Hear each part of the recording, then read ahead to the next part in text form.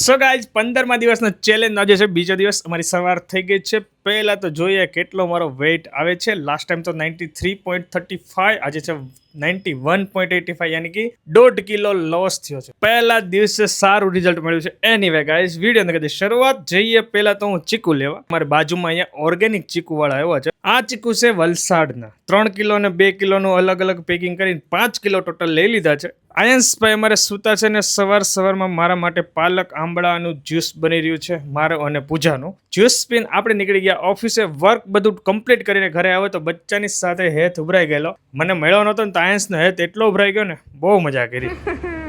શિવાંશના સાયકલની ચાવી ખોવાઈ ગઈ હતી. 3 દિવસથી ગોતતા હતા. આયંશે ગોતીને અમને આપી. એના શૂઝમાંથી ભાઈ જ નાખી છે. ફાઇનલી મળી ગઈ અને શિવાંશ ખુશ થઈ ગયો. ઓફિસે આવીને વર્ક બધું કમ્પ્લીટ કરી, બીકોઝ આજે થોડી હેલ્થ ડાઉન હતી અને બચ્ચા લોકોની સાથે નીચે આવી ગયા. સાયકલ શિવાંશે ચલાવી અને પછી આવી ગયા ચિરાગ બ્રો, તો એમની સાથે બેઠા.